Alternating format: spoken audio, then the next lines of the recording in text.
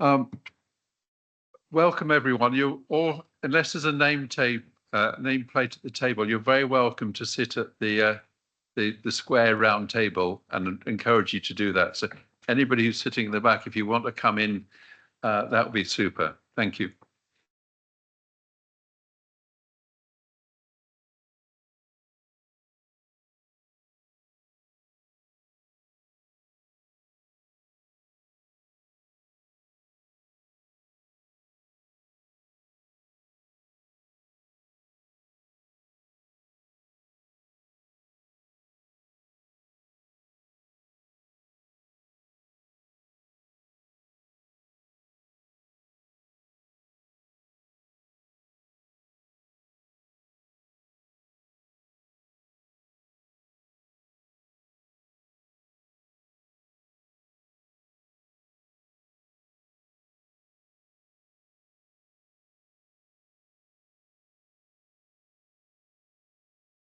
Next slide, Simi. I have it. Thank you. Hello, welcome. We would like to start pretty soon, given that we are a bit delayed. So I appreciate everyone's taking a seat, and welcome to the Implementation Lab, the Resilient Planet Initiative, Democratizing Data and Mobilizing Finance for Adaptation. My name is Marcia Toledo. I'm Director for Adaptation and Resilience in the Climate Champions team, and it's my pleasure to welcome you to this session. The Implementation Lab have a purpose to address straight to the root of the problems. What are we doing that is actually getting us to the next level? We know the solutions. We want to scale them. We know finance exists, but how are we channeling those flows that can be equitable? But it's more especially how real actors can have access to that finance. And with that, we have context of different databases, different platforms that are experiencing opportunities to really close those gaps. Today, we want to have an emphasis on the Resilient Plans Initiative and the perspective for real actors with real context that can help us say, this is the way that we're addressing the solutions, this is the way that we're enabling the conditions so that local action, access to information, finance flows can be accelerated. So it's my pleasure to welcome you and to start with a conversation with three of the global ambassadors of the Race to Resilience. I have Sheila Patel, director from Spark. I have Dr. Mahmoud Mohildin, UN Special Envoy for financing the 2030 Development Agenda. And I have Emmanuel Pulgar Vidal, global leader of climate and energy of WWF. And of course, the three of them, global ambassadors of the Race to Resilience. I'll start with Sheila. We know, Sheila, we've been working very closely with you and the network, the actors, specifically women in informality. And you bring us always to a reality. We are here at the COP. We are advancing every day how to build resilience. We have to move away from the big picture, the big framing, the big theory, and very much relate to the actual cases on the ground. From your opportunity, from your representation today to all those women, specifically one that was actually we wanted that she come, which is Christine Muvelu from Kenya, but she had problems with her flight.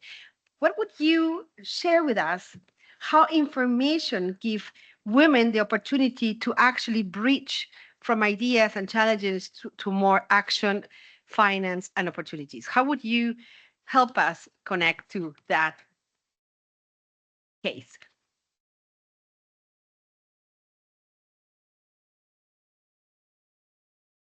Is that better? Yeah. Okay.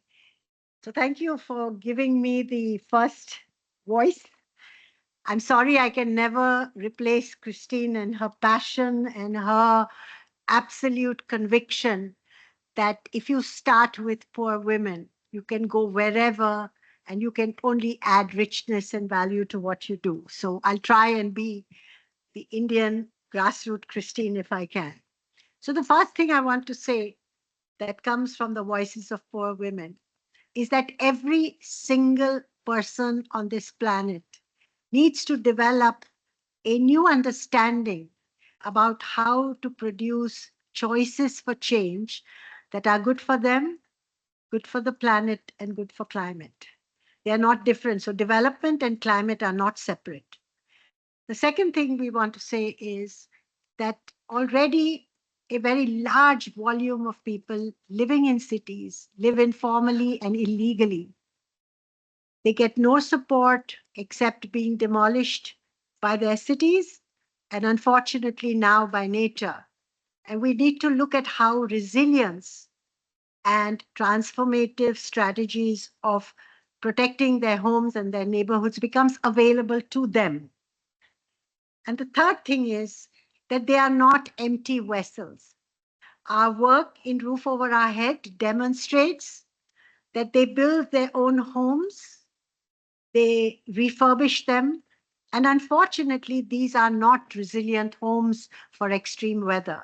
So we try to create conditions by which we can develop solutions that not only transform their knowledge and understanding of how to do this with the money that they have, but begin to transform the environment around them, academic, financial, material providing, and so on, in order to transform their investment to produce resilience.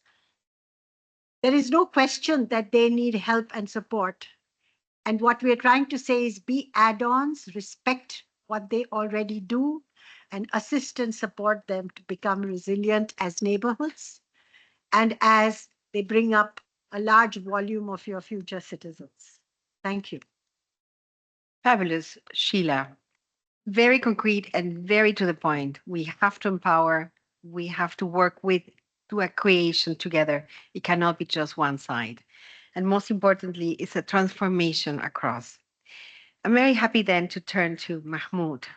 Dr. Mahmoud, from your perspective, what can we do to really accelerate the mobilization of finance to get to those people, to have accessibility as well as the flows meeting and not just let's say a wish, but really make it happen? Right. Thank you so much. Great pleasure to have the opportunity to address this important issue on data. It's links with finance and effective implementation in the context of building resilience and adaptation. And as always, I'll try to refer to data, including by the data gurus of the system that we are relying on. The United Nations Environment Programme issued its gap report. I encourage you all to have a look at it on the adaptation gap. There is another report corresponding to it, which is the emissions gap. We are in adaptation gap, and we are lagging behind because we are not doing sufficiently well in the first line of defense, as we all know. Adaptation is the second line of defense that's been very much compromised because of many things. One of them is data, lack of finance, lack of guidance on the prioritization where the data should be going. Reading the UNEP report, actually the estimate of what is required on an annual basis is very much worrying. Anyone who is in the finance or statistics would be very much worried to see that there is a great deal of discrepancy of estimates between 220 billion per annum to 400 billion per annum. So this is not the usual tolerance rates of 2 or 3 or 1%. This is more than 100%, and you want really to guide the investors and the public financiers and the private sector to do more. And that the only solution for that is to have more of a bottom-up approach, more of the localized assessments of the needs. Second report, the CPI, the Climate Policy Initiative, in its latest report on globally, and let me focus on Africa. The issue here that, remember this, 11, 55, 110. This is not a phone number of someone. 11 billion is the current flows of adaptation for the continent. 55 is what is being estimated in the old versions of the NDCs as the requirement for adaptation in the continent. 110 is the number estimated, or perhaps guesstimated, by some of those who are monitoring the needs for adaptation. And here, when I say adaptation, I hope that we all have an agreement on what we are meaning when we talk adaptation. Great work, conducted by the champions, by the presidency of COP27, and continuing now with the great leadership of the champions. And actually today, they released a report on the Sharm adaptation agenda. Congratulations for that. But again, 1, 5, 10, this is the ratio. For every dollar that we receive, 5 is estimated to be in NDCs, and 10 times what we receive is what is required. These figures, right or wrong, God only knows, because they are not localized enough. Even the $1 that is based on the cash flows. Then that gets me into the third line. The work by Claire Melamed and others on the SDGs and the data requirements for sustainability, because at the end, climate action is one of the whole work. So the claim here that for every dollar invested, there is a guaranteed $30 plus of returns for guidance for minimizing losses. But that needs as well to be built on prioritization of data, on a localized solutions, on better data access. For data sharing is not good for your central data authority to collect the data and keep it. And then for the data to be used, and for that data as well, without high transaction cost, to be available to investors, to risk mitigators, including insurance companies. I see them adequately represented here. And for those who are concerned, monitoring the progress or lack of progress. And finally, it's not just on this area of work. Countries of the developing economies and emerging markets, because if you don't really have adequate data, they will be subject to stigma and assumptions and bad perceptions. The only way to correct it as being corrected, and this is the second time I mentioned that report, this is the report by the credit assessors as part of the emerging markets and developing economies, the credit default. If I'm asking a typical investor, if you can compare African or global South investment opportunities to the OECD, say, well, these guys default and we don't know where the money is going. Actually, the default is much, much less than what's being perceived, and it's less than 4% in areas related to climate action and infrastructure and energy. So missed opportunities, not just for the countries that could benefit from that, but for those who can invest. Again, localized solutions and building the pyramid of data, information, and knowledge. Again, good experience from the past, and I know that you are the timekeeper. A thankless job. I've been in your seat before. But let me just say, remember the acronyms: data and finance and effective implementation, DFI. You need DFI. Without data, you cannot get finance flowing. Without that, you cannot really have any kind of implementation. And again, I'm commending your work with your team, along with the presidency, for issuing all of these reports. But what we are requiring are better data at the local level for better decision making. Thank you. Thank you very much, Dr. Mahmoud. You hit all the perfect points, because it's exactly the spirit of the Resilient Planet, is to make the localized opportunities really clear to inform decision-making, finance flows, and reach the many different platforms that exist, so that we avoid that piecemeal that we have, and maybe even not real check data that exists, no? So make it more realistic to be informed as well with local actors. And many of those solutions that we know are critical as well for that health that was referred by Sheila. We want solutions that are relevant for climate, for nature, for people. And especially on a process where we have the synergies between the Rio Conventions, and where we understand the role of nature, in this case for climate, but for also other SDGs, want to turn to you, Manuel, and ask, how is, from your perspective, why we need information on climate risk and solutions that can help us bridge between climate and nature? Thank you, Marcia. Let me be a journalist for 30 seconds. Floods in Valencia. Something that we have never seen for the last, since 1950 something. Drought in the Amazon, floods in Rio Grande do Sul, heavy rains in Dubai. And it's so interesting because journalists are used to make comparisons, or to making comparisons in relation to what we used to have. They never project the future. They never say this will continue happening. No, this could happen again for the X number of years. But you know what is the only thing that we can project because of those events? One thing, for example, how much the price or the cost, sorry, of insurance will be raised. Today I was talking with a colleague from WWF that told me the last floods in Dubai in January that caused damage mostly in electric vehicles because the electric vehicles, they have the battery below the seat, has created that people now don't want to buy more electric vehicles. So no more electric vehicles, no? Because of the flood that created this damage to those kind of vehicles. So that is why the importance of data, because data can help not only to prevent, but to announce what it could be the future of this climate extreme event. So I love this kind of events, but also initiative when we can connect resilience with data, with democracy, and with how to empower communities, because that it is about. No? And data, it is a strong and powerful tool to do that, because it can show how more recurrence the event will be.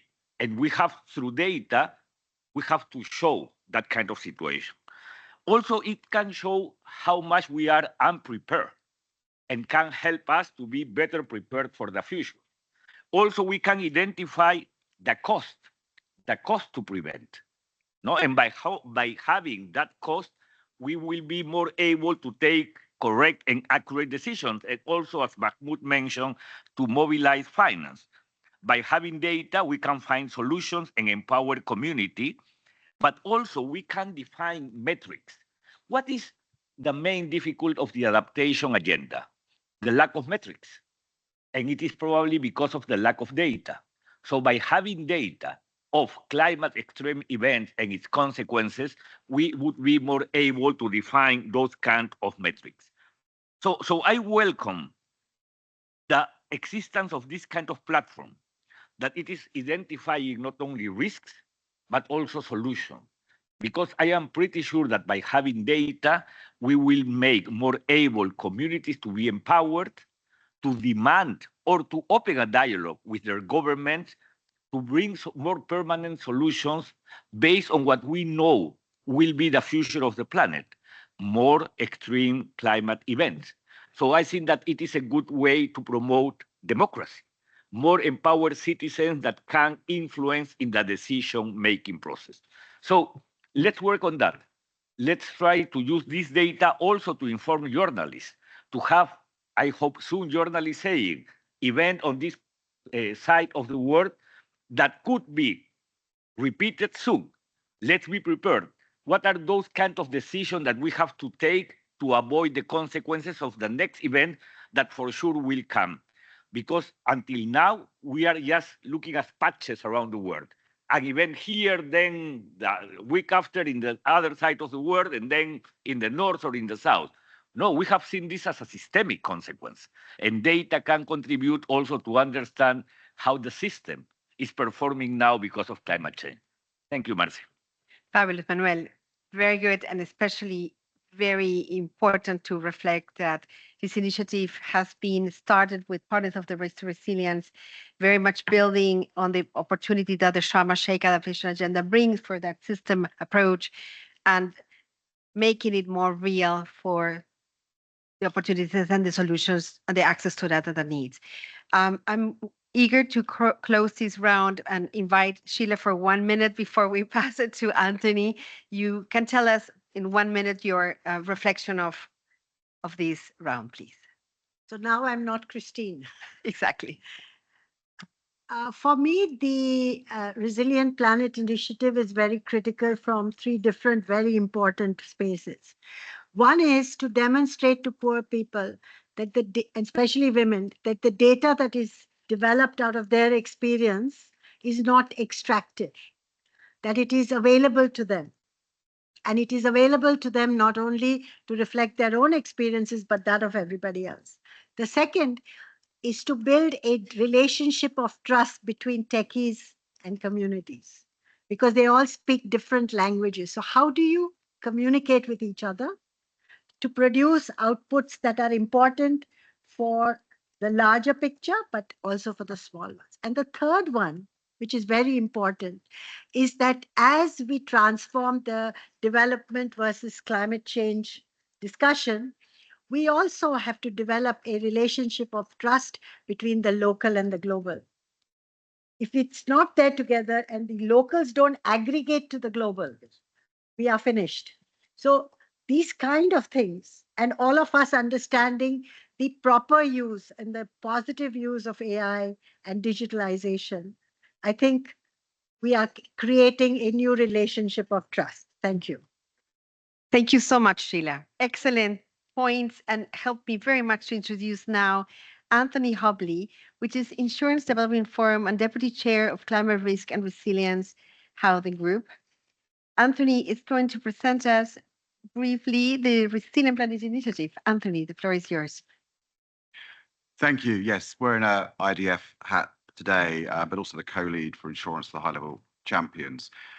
I mean, this fits in beautifully, I think, with the narrative we've been talking about, and I think we've just heard from Mahmoud and Manuel. I was reminded earlier today of the sort of prize a few hundred years ago to work out how we measure longitudes. Ships went out across the world. They had no way of navigating. Many of them got lost. In my own country, you know, the radar is something that's close to our hearts because that obviously helped us. I won't go into when and how, but probably everyone knows the story. We are moving into an unknown future, both physically and economically. And quite frankly, we do not have the longitude, we do not have the radar-based tools to allow us to do it. We don't have a future risk curve. So what I love so much about this initiative is it is about developing one of those key radar or longitudinal tools to help us navigate into that unknown future. So we go to the next slide. I mean, resilience in my book, it's mitigation plus adaptation. You know, you can't ensure a world above 1.5 degrees. We do need both, but clearly we are going into an unknown future with a lot of change already set in motion, and we have to develop the tools. It's not just about the data. I think the thing that we have realized, it's about the working out how we connect the data with the tools like AI and the models and the scenarios that tell us how the world might change, and bring all of those things together in a way that tells us how to manage the future. And part of that is a price curve, which quite frankly, we do not have. And I think that's unbelievable. We have not translated all this data into dollars. But the other thing is a mechanism like this to very, very quickly use the technology we do have to share solutions almost in real time that people can share quickly. What works, what doesn't work? What have we learned from real people to real people? And so it's not just, I think, about where we are at the moment, about highlighting the risks. It's increasingly about very quickly sharing the solutions. If we can go to the next slide, please. So what is the Resilient Planet Initiative? I mean, I'll have threes. So data hub, yeah, the data, absolutely great. A lot of what we have to date stops there. What I love about this is it then takes us to the solutions, collecting the solutions out of that data and exchanging them quickly to people who need those solutions. And the democratization point of this and the use of the technology, I think, to gather that quickly rather than through many of the staid, very cumbersome top-down processes we've used to date, I think is incredibly exciting. If we go to the next slide, please. So very quickly, where is it now? It's pulled together a series of partners working with Google. That's fantastic to have such a partner on board with their technological ability. Global Resilience Partnership, Society for the Promotion of Area Resource Centers, SPARC, Slums Dwellers International, SDI, ONA, the Software Architecture Design for Data Access, Oxford University, CR2, University of Chile, SEI, Stockholm Environment Institute, and of course, the Climate Champion teams. The aim of today is to share more with an open invitation, because I think all of these things, There's too many black boxes around at the moment, too many people trying to do this on their own. This is an all of society challenge.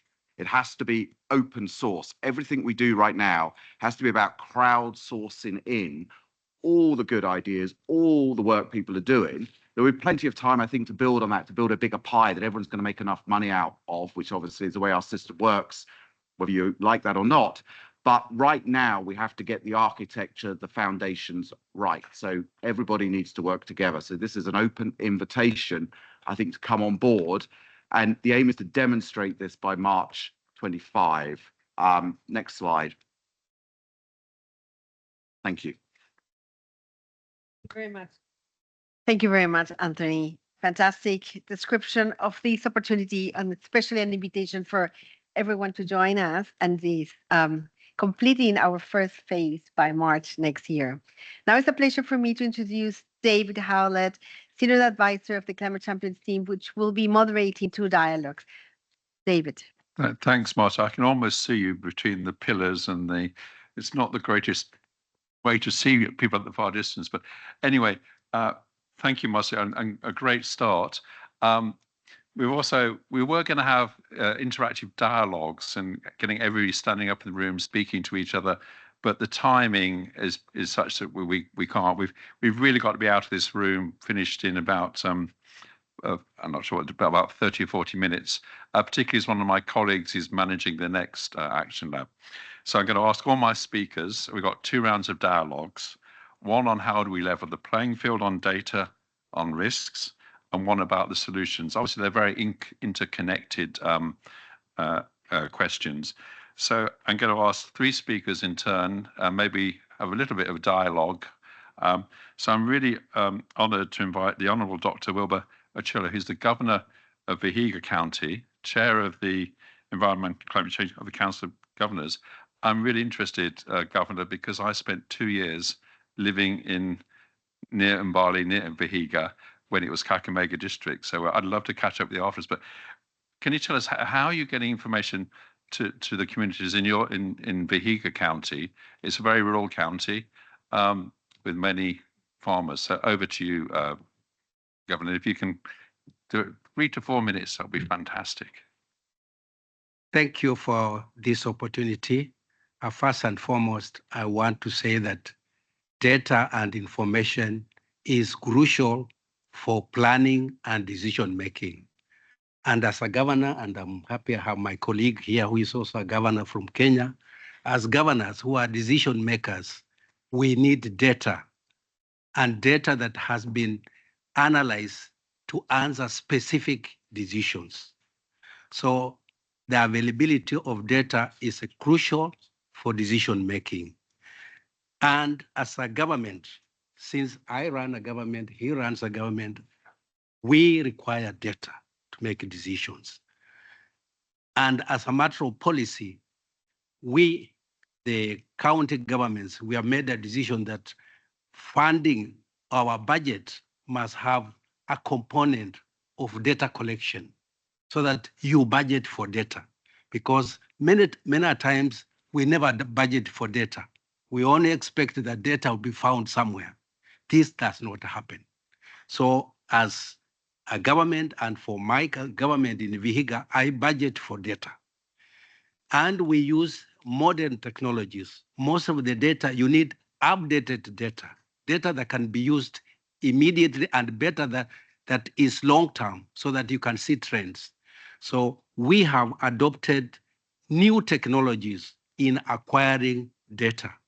First and foremost, we have, as county governments in Kenya, we have acquired Geographical Information System, GIS, as a major analytical tool to allow us produce data, and particularly in map form, in pie charts, in graphs, because in decision making, the local people are supposed to make decisions, and they cannot make decisions unless they are provided with data.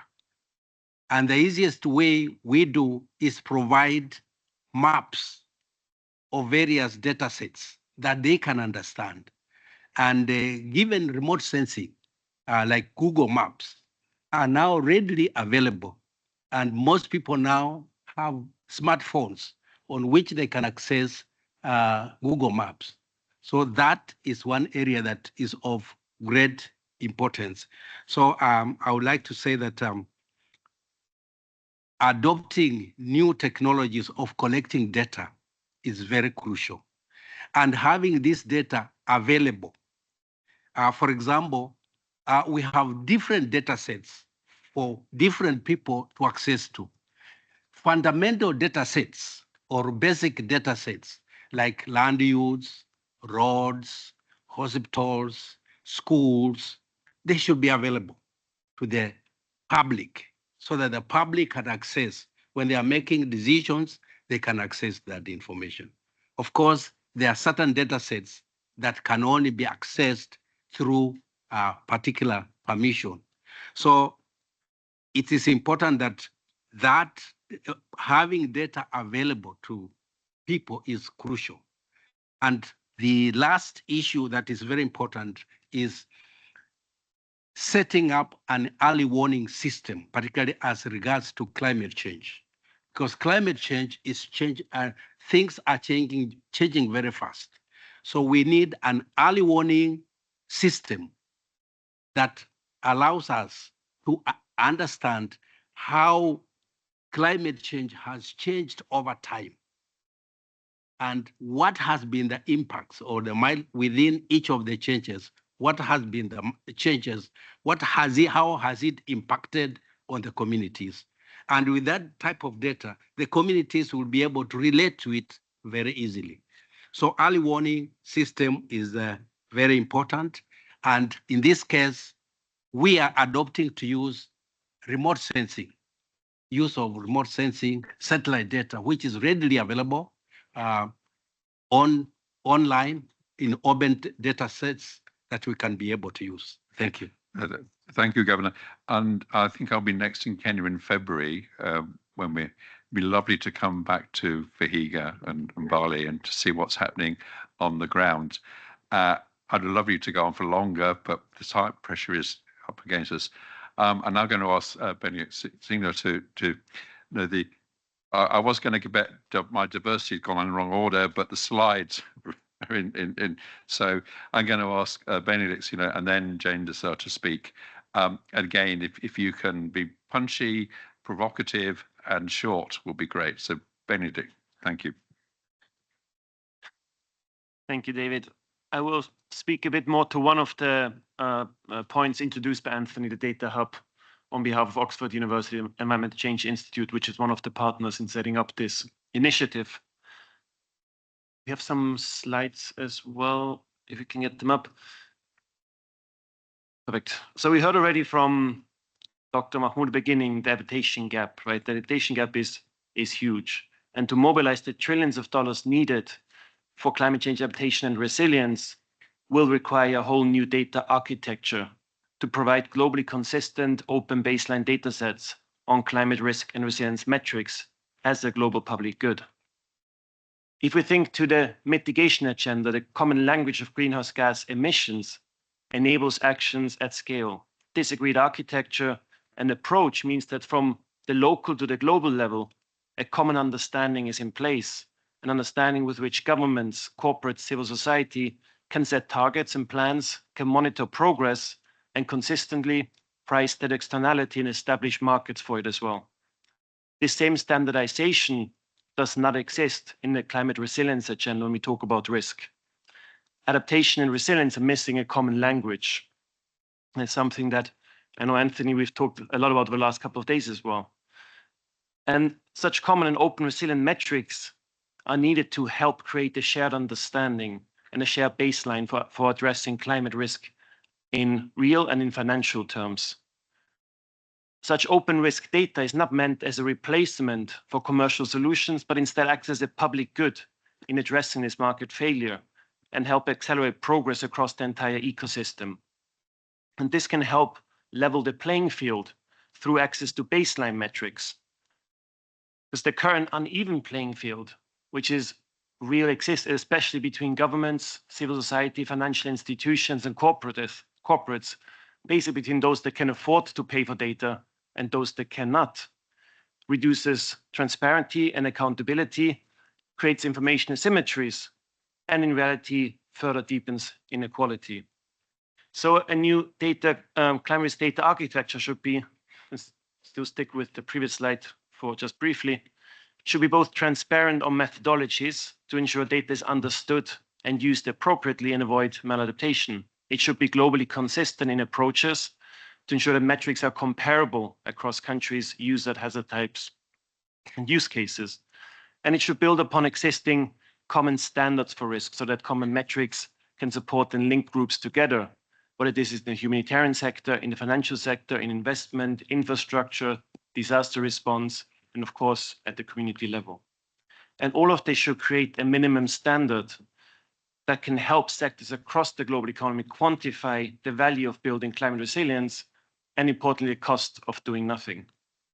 So the Resilient Planet Data Hub was initially established, convened by the UN Office of Disaster Risk Reduction, the Insurance Development Forum and Oxford University, and then really got a catalyst and a boost through this Resilient Data as a Resilient Planet initiative. So, Bennett, I'm going to be rude. Can you? Absolutely. Yeah. We can wrap it up right here.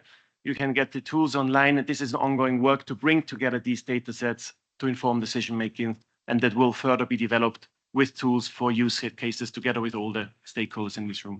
Thanks, Bennett. I see there's a richness here, and also it can also help the governor in Vihiga and other governors to see this data, and hopefully in real time as well is the ambition.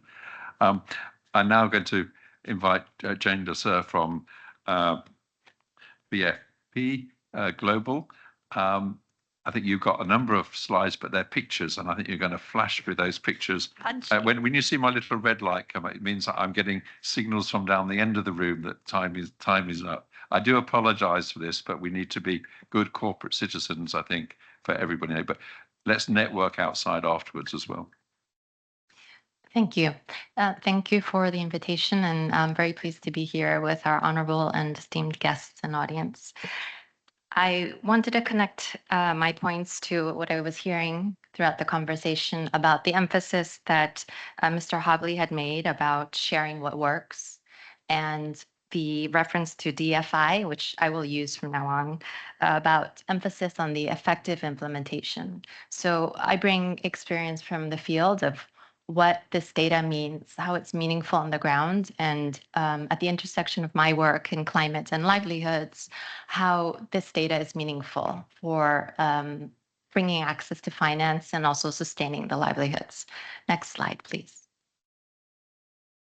So, Governor, you had mentioned early response mechanism, and absolutely, I think that the way we think about resilience is in a increased climate change, and the impact is that it's much more effective, much less disruptive, and less wasteful to be able to prevent and protect. And that all comes with having data that allows vulnerable people, young women and men, low-income communities to be able to have finance, to have capital to take action, but also data to know what to do. A lot of the work I've been doing lately has been the innovation in agri-insurance. Okay. The innovation in agri-insurance so that the kind of coverage for households, for smallholder farmers is more meaningful. One example of this is parametric insurance, where it's much faster in delivering payouts, which means that an example of ARC, they've been delivering and innovating in parametric insurance. It means faster payouts so that the farmers, the households are able to get it to the business of recovering much faster compared to traditional insurance. So this is one example. And next slide, please. Making the value proposition of insurance that much more attractive to low-income people who may not have disposable income for insurance, for protective insurance. And so with just 1% adoption, we could see a 22% decrease on sovereign burden. As I mentioned, prevention and protection is so much more effective. and that much less costly. Next slide, please. I've been living in Spain for the last 15 years, or my family is, and none of us thought that it was possible for this kind of climate disaster where we have a lot of information, early warning systems in place for this to happen. And I'm sure that the residents of this town never thought, even if they're used to flooding and having rains, they never thought that in 8 hours they would receive more rain than the last 20 months, that this river would become a tsunami. So I don't know how many of you have dealt with a disaster in your lifetime, but I think many of us faced with this are paralyzed, are in disbelief. And so we need to change the behaviors of people to know that this is a serious matter and giving them resources to take action, information and capital. Are you waving your finger? Okay. And so just next slide. One way we see data being much more meaningful is that we can use AI enhanced previous slide. We can use AI enhanced images to help people see the impact of the impending events, that their homes, their land, what it looks like, so that they take action, they take their livestock, they protect themselves. This is an example of Atram AI that's innovating in this space for early response mechanisms. And finally, in the next slide, I wanted to highlight that it's also a livelihoods opportunity, that young people, by acting as agents of data collection, as you see here in this Kenyan Mikoko Pamoja mangrove restoration carbon project, that young people are enlisted for collecting data and providing that kind of measurement, reporting, and verification rigor to global data. So that linkage is there, not just for the data set, but for the impact and the resources that it brings to the community. This employs 5 people through the community project. So I'll stop here. Okay. Thank you. Thanks, Jane. I had asked them to have a conversation between themselves, but I think time is really pressing. I do apologize for this. So I think we're going to go probably seamlessly into more on the solutions, although as we get the presentations, we see you can't really disaggregate data from solutions and decisions. It is all as one. Anyway, I've got great pleasure in first inviting Joseph Kimani from Sunrise International from Kenya. We've got some good speakers from Kenya, so I'm really pleased about that. But I'll get shot for the diversity. But over to you, Kimani. Thanks, David, and for the invitation, and really honored to be in the presence of my 2 governors here. Lots of respects. SDI Kenya actually works very collaboratively with the county governments. We've supported the county government of Kisumu recently in conducting risk and vulnerability assessment, and now we are undertaking local adaptation plans in 7 wards within that region, working with Nairobi County again to respond to the riparian riverfront communities by developing again adaptation plans. And all this I'm saying because it's very much in relation to what we are doing with RPI and the roof of our head. And the roof of our head for us respond to this question about data completely well in regard to solutions. An incident happened in May of floods, and community produced data, presented the data, but then there were no solutions to how then the government was to respond to this information. So while we are acknowledging that data is important, I think we need to put a lot more focus on what solutions then do the states and the local authorities and communities have at their disposal when early warning systems is provided. How do we respond? What options, what menu of options do we have available for us to do this work? And I think that's where the question is. And for these solutions to happen, financing has to be discussed because we can't outline solutions without financing them. So where do we draw resources when it comes to the solutions that communities want to respond to? So data, solution, and financing must be put together. And I think probably that could create our new definition of what democratizing data is about, so that it's more or less about not just generating data. We've done that for almost 2 decades. Communities can generate data, have demonstrated that. Now the question is, you've come to us for so long to give us this questionnaire and give you response on data, where are you taking us with this information? Where are the solutions? And we've seen the crisis that hits every one of us when it comes to floods, when it comes to fires, disasters. So we need to really merge this conversation, not to just put it under as a data concern. I think the concern is more on where the solutions will be found. And I think the blend of data application to where the solutions will be laid is an interesting thing. And it's a journey we want to explore with women under the roof of our head so that we see those solutions coming. And already the demonstration has started. Women are placing immediate solutions. They're saying, let's talk about just the roof today. Let's talk just about the walls. Yeah, where do we get alternative materials when it comes to response to enhancing our resilience? So these are the very good concerns. I think we are really keen to see how we scale them up, not just at one city, but at the national level to support our local authorities and solutions. Thank you. Thanks, Kimani. I think if the next speakers keep it really tight, we might have some time for a bit of questions and dialogues, because I feel in the room there's an energy there. And I would probably ask the final speakers, which is Marco and Jasper, if they can be really ready to be really short and sharp. So thanks, Kimani. Now I have the opportunity to invite Tulika Narayan, who's the Vice President of Climate Change at Matica. So Thanks so much, David. I'll try and be brief. So I'm from Mathematica. We generate evidence on what works and what does not. So in the context of Solutions Hub, we are creating reliable and defensible evidence on what works, not just export, but also prospectively.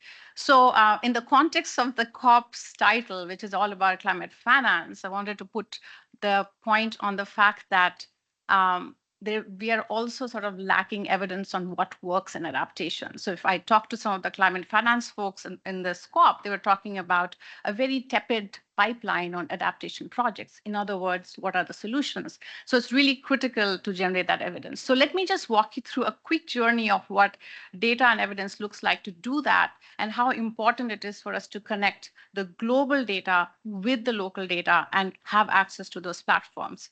So next slide. If you think this is a lot of satellites, these are just NASA satellites. It's thousands and thousands of satellites that are actually orbiting the Earth, collecting different kinds of data. And I want to say that when we talk about data democracy, next slide, we are not just talking about the data, it is also the access to the analysis that translate that data into local and relevant information. There's gobs of scientists working on converting all of that into a normalized different vegetation index. What does that do? Another set of analysts who then take that and figure out what's the drought forecast going to be? Is that localized at the right level? Is it at the right level of precision for local communities to act on? Cropping patterns, that has an effect on how that information even translates into yield outcomes for different crops, right? And then leaving aside the satellite data, there's a whole bunch of other data that I think Benedict, you mentioned, and Jane, you mentioned too, such as soil type and other things, which has, again, an effect on what the final outcomes will be. And local knowledge is important and relevant and crucial to really understand how people perceive that risk and actual ways in which flooding might affect that area. And this little green square is vital for us to understand how those, what I call science-based impact meaning yields, actually translate to income, right? You need to have access to roads to be able to sell your products. And what does that socioeconomic data also mean? Well, how does it affect distributional justice? What is the impact on vulnerable communities? What is the impact on women of the interventions that we're introducing? So in the context of the climate risk conversation we're having, I want to put the pressure on the fact that it's not just the climate risk, but it's also the stresses. So the next and final slide, just 2 days back, there was a big announcement made on a big effort called Aim for Scale, which will take essentially early warning systems to scale, because it has been shown that it is effective. Now, I will make the case that while that's broadly effective, to really get it to work, there's a lot of detail in all of that. We have to take all those climate risks and forecasts and be able to downscale it at the right level. The capacity needs to be there to develop that. We need to have local actors work together with climate experts to do that. That information then needs to get converted into what it means for yield outcomes, and then a whole bunch of solutions that the farmers need to access on what to do with that information. What are the climate adaptive interventions? Do they work? What do they mean for my returns? And there is actually a lot of information available from that, with billions of dollars being spent on research, which is very rigorous to inform those outcomes. But that information needs to be conveyed and translated for very different contexts. And then finally, there is also the delivery of that information, and what is the communication tool that you use, and the important feedback loop to the farmers about that information. And because if none of that information is actually useful to the farmer, it's going to be disadopted. And for that, we need to take their inputs. Anyway, that's my few cents. And back to you, David. Thank you. I'm feeling really horrible making people run through. Okay. But after this, we will have a bit of time for a dialogue. So I'll probably open up to the room first. So if you've got a 1-minute intervention about what do we need to do to get data and solutions to people, please get ready to answer that. But we have our final person in the second dialogue, Caterina Sarfetti from the Managing Director of C40. So Caterina, over to you. Thank you very much. Thank you very much for having us. And I tried to cut all the context bit because in any case, everybody knows it in this room. So I think lots of the things we've been talking about today are uniquely urban. The kind of impacts we've been talking today have an urban dimension. We talked a lot about flooding. Let's not forget about heat. Heat is #1 killer when it comes to risks. And of course, has a very strong urban dimension. The communities that adopt the solutions live in cities, work in cities. The workforce, informal and not informal workforce, is in cities. And so this is why we think we need, in order for these solutions to be adopted, and in order for the solutions to not be pilot projects, but to be systematically adopted, we need sound local public policy. And I repeat it, public policy. And this is why cities are so important, and the partnership between cities and those communities that hold the data, as Sheila was talking about, are so critical, because cities have the power to put a halt to sort of land and economical speculation, develop the public policies, make that sort of inclusive process systematic, and the communities hold the data and hold that kind of knowledge. So the question is how? Like, how do we sort of build that trust that we were talking about and ensure this partnership? I'm going to talk very quickly about just one experience that we did with the city of Accra, where we started discussing with the city, again, not to do some sort of pilot inclusive processes with a few informal workers as they were closing down their waste landfills, but to develop a new framework of engagement and inclusion with those informal workers, that if you close landfills, you do something good for emission reduction and methane reduction, but you could sort of impede the livelihoods of those workers. So developing a systemic framework of inclusion based on needs assessment. We discussed with the workers what they needed, what was the sort of issues at stake. And thanks to this process, the city now has a new framework. So wherever mayor comes in needs to do the same things. Some of those workforce and informal workers developed cooperatives that then got the waste services from the city, and sort of working in partnership with cities to sort of increase sustainable waste management. And at the same time, we identified with the workers the need for social protection as a key way of increasing the resilience around shocks and stresses in the city. And so we're piloting the first sort of localized social protection pilot with workers. And thanks to this process, we also were able to get better data and better sound data. And now the sort of city projects that waste collection will increase from 75% to 90%, waste capture will increase to 90%, and tripling recycling rates. And this is also thanks to the work that we've been doing. So the point is, and I will close on this, I think the point is tech innovation is fundamental, but in order for tech innovation to land, you need governance and institutional innovation. You need that kind of innovation to be systematized into public policy. That's why local governments are so critical. These solutions can be scaled thanks to the Bloomberg Cities Idea Exchange. We're now bringing this idea to other 20 cities that can do the same thing. But very, very frankly, it's not been easy to find support, understanding, and strategic acknowledgement that this level of partnerships and public policies are critical for data and solutions. And therefore, sort of, we need, I think, more courage from investors, donors, philanthropy to make a jump and engage in it if we want to go from pilot to systemic change. Thanks. Okay, thanks, Catherine. We've probably got time for maybe one or two very short interventions, really to the question, how do we get more climate data and solutions to people who need it? I'm looking around the room. Yes, please. Don't tell us your life history, just go straight to the point. Your name is fine, Sophie though. Poente. I'm the CEO of Lifelinks, a new NGO. I believe that you can make financing available if you get everyone around a shared objective. All the farms, all the factories, all the communities are connected through global supply chains. And the moment you make the link with those supply chains, you can leverage funding from the companies that are, for example, agricultural companies, the countries that are on the receiving end, which are often rich. And I think this is an opportunity that is not leveraged enough. That's what I want to do with my new NGO, and I'm really appreciate that this resilience agenda is finally getting higher. Thank you. Well, you'll hear from Jasper an invitation for people to come and join us. Yes, please. Yeah, thank you very much. My name is Mohammed Ali, Governor for Marsabit County from Kenya. I realize, David, you have some experience of Kenya, especially Vihiga. Next time you come to Kenya, I invite you to Marsabit. I did my master's in Turkana, a bit further north. Yeah, it's similar to Turkana, actually. And I am sure you've appreciated the fact that these climate change issues are more relevant in Turkana, where you've been. Marsabit is more like that. Coming to the subject matter that we are discussing, I appreciate the fact that we are taking some time discussing data, which is very important for us to be able to make decisions. However, I want to sound some caution that when we are discussing this serious issue of climate change, people may not appreciate the level of disaster that some parts of the world experience.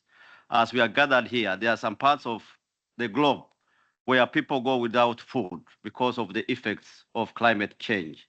You recall in 2023, where we had very severe drought. That part of the country, Marsabit, for example, and many other counties, people lost all their livelihoods because they are pastoral communities due to the effects of climate change.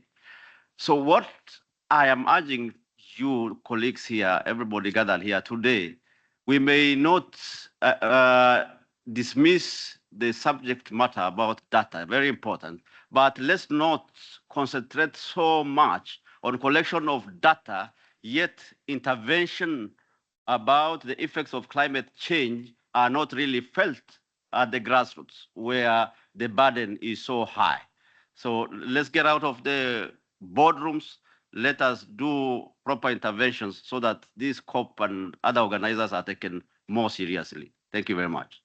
No, thank you, Governor. And one of the crucial things we didn't get to on this was how do we link to finance? And obviously, you've got excellent examples in Northern Kenya, the safety net program, and getting money to where it matters. And let's catch up before you leave, because I'm formerly from DFID, and you probably know many of my colleagues. I think we might have met once upon a time. Anyway, I'd love to carry on with this conversation, but I'm going to have to thank my 6 sets of speakers. And I'm going to hand over to Marcia to round us off. Marcia, thank you.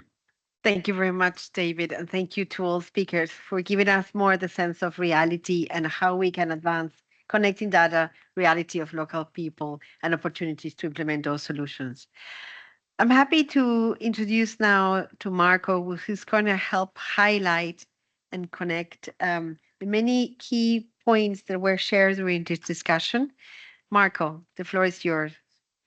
Thank you, Marcia. Thank you, everybody here. Really, I would like to say, and thank you very much for how you phrased the question, because I think in this session, we will be hearing a lot about data, but this session is not really about data. It's about connecting. It's about connecting the problems which are felt in the local context, the actions which are also built at the local context, with the solution that can exist at several levels, with the implementation means that exist at the global level, with the effects of that, with who needs to feel those effects that really are occurring. It is about connecting, of course, the problem with the solution, the global with the local. It is about connecting mitigation with adaptation and the planet with the people, with the climate. We have heard that to solve this, the problem is not only about having data, but it is about connecting data. It's about to making that data integrated, standardized, consistent, transparent, and accessible, so they can reach all actors, global and local, promoting resilience, democracy, and equality at the same time. And that is what RPI is about. It is about using innovation, building on innovation to connect all the data in one hub, to connect those data with solutions, and to connect all solutions and data with all the actors that need them at the global and the local scale. We have heard about lots of pioneering initiatives, both from the local actors, from the planning actors, from the communities, but also from the finance actors and from the data hubs and the data actors all around all the world. And we know that these are working. We know that things are happening. So to make this very short, because I know we are short on time, I just want to say that I think that thanks to all of these, and all these other actions that maybe were not being visualized here, but all the rest that is being built across all the agenda, across the Sharm el-Sheikh adaptation agenda, the climate solution agenda, the race to resilience, and all the other actors that are around here. We know that RPI is needed, and we know it is possible, but it is only possible if we keep connecting, as we are connecting here, and as we will keep connecting, I hope, in the future. And so to know about the future, I think now I will pass it back so that Jesper can tell us a little bit about that future. Thank you. Thank you very much, Marco. Marco is the technical lead of the CR2, a partner, a key actor on the technical secretariat of the Race to Resilience. So very excited as well of how you help us frame and connect the dots, the locals with the global. Before I pass it to Jesper, I have a request by Sheila, a very short 30 seconds announcement. Thank you. I just want to say that every year we produce a book on what we collect in RU. And since Dr. Mahmoud is here, I want to do a soft launch by giving you a copy of the book. This is very nice of you. Thank you so much. Yeah. Well, this is the second volume. I enjoyed reading the first. So looking forward to going through. Thank you so much. Thank you. And thanks for your leadership. Thank you. Thank you very much, Sheila and Mahmoud. For sure, exactly the reality and the richness of the context of the women working in human settlements. Thank you. And now it's my pleasure to invite Jesper Hornberg, CEO of Global Resilience Partnership, to close the session and invite us opportunities to collaborate with the Resilient Planet Initiative. Jesper. Thank you, Marcia, and thank you, David. I will make you proud in being very, very brief. Wonderful to listen to the conversation. I'm particularly happy to see so many Kenyans in the room. I don't look it, but I live in Kenya since 2010, so go Kenya. That's not relevant for my closing remarks, but it had to be said. Special thanks to google.org for making this possible. I'm not going to try to repeat and summarize what you guys have said. I think it's been very clear. I just highlight what Marco said. I think it's really about connecting, and it's about making that happen, because that will address the problems you have in Marsabit, and well, hopefully it will address the problems you have in Marsabit and actually the whole, not just Kenya. We're starting now in Kenya. We are then going to expand to other parts of East Africa and then hopefully take it global. We need you guys to bring solutions, bring data, and also bring your wallets, because the solutions that we identify need to be financed. So we need all of those things. David, was that short enough? Excellent. But I'm looking for the people with the wallets around the room, but we'll take a collection when we leave. Well, thank you very much. It was a pleasure to have this discussion. I appreciate everyone's contributions and look forward to continue working together.